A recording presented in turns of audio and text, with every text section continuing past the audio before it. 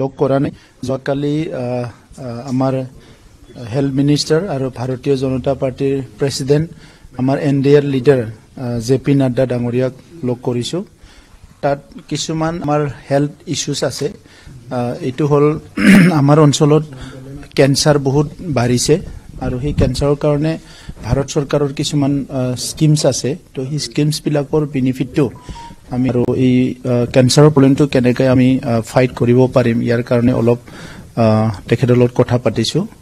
আৰু বিভিন্ন বিষয়বিলাক আমি কথা পাতিছো খুব ভাল মিটিং হৈছে ইয়াৰ বাহিৰে মই যোৱা পৰহি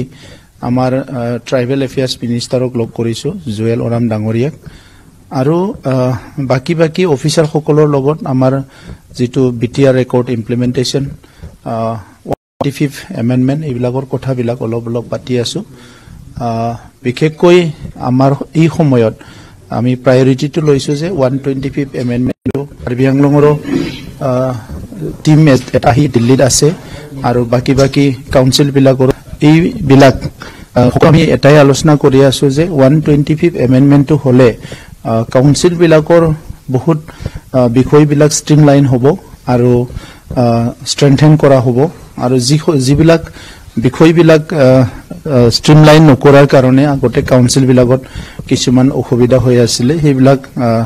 অনাগত দিনত খুব ভালকে স্মুথ ফাংশনিংত সহায় কৰিব নিৰ্বাচনটো আমাৰ মুখ্যমন্ত্ৰী ডাঙৰীয়া সেপ্টেম্বৰত অনুষ্ঠিত কৰাৰ কথা কৈছে আৰু তেনেকৈ চিন্তা চৰ্চা চলি আছে এই সময়ত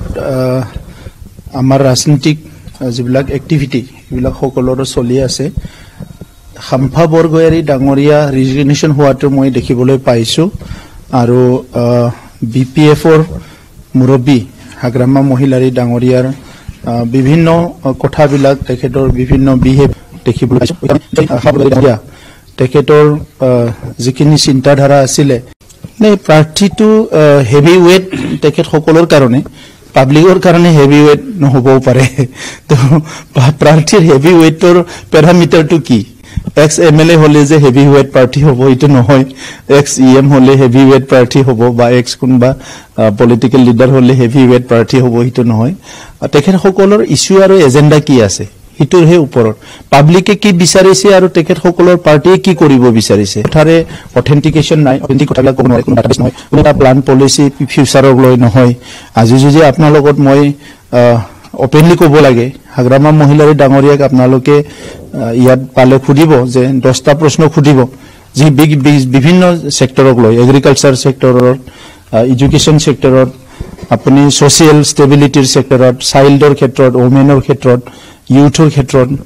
মানে হেলথ সেক্টৰ বিভিন্ন কথাবিলাক খুদিব কোনো এটা কথাত হি ক্লিয়াৰলি ক'ব নোৱাৰি তো এনাফ টাইম আছিল যে এজন মানুহে এডমিনিষ্ট্ৰেচনত থাকি প্লাই পলিসি বিলাক বনোৱা শিকা কাম কৰাৰ কাৰণে এনাফ টাইম আছিল কিন্তু তেখেতে ফুললি এনজয় আৰু এন্টাৰটেইনমেন্ট কৰিলে with public money and power তো এই কাৰণে আজিৰ তাৰিখত তেখেত সকলৰ কোনো এটা প্ৰাৰ্থী হেভি ওয়েট প্ৰাৰ্থী নহয় even Hagrama Mohilary himself is not a heavy weight প্ৰাৰ্থী প্ৰথম ইলেকশনৰ পৰা যদি আপোনালোকে ক্ৰনোলজিক্যালি চাই তেতিয়া দেখিবলৈ পাব যে ফাৰ্স্ট ইলেকশনত তেখেত সকলৰ 4-5 জন যেটো প্ৰাৰ্থী আছিল হেতু আনকন্টেষ্ট জিকাই দিয়া হৈছিল ৰেকৰ্ড কৰা বুলি প্লাই আৰু এটা সকলোৱে মানে উইথ ডিউ ৰেসপেক্ট তেখেত সকলক দিয়া হৈছিল যে এবাৰ কাম কৰক তেখেত সকলে যেটো আন্দোলন কৰিছে ৰেকৰ্ড সেকেন্ডটো তেখেত সকলৰ সময়ত যেটো সেকেন্ড ইলেকশন হল ইয়াত বিটিসিত বহুত ভাইলেন্স হৈ আছিল গতিকে ভাইলেন্সৰ টাইমত তেনেকুৱা পৰিবেশ সৃষ্টি কৰি জিকি আহিল থাৰ্ডটো তেনেকা আছিল কিন্তু ফোৰ্থ ইলেকশনত তেখেত সকলে হাৰি গল যেটা পিস আহিল গতিকে হাগ্ৰামা মহিলাৰী ডাঙৰীয়াৰ যেটো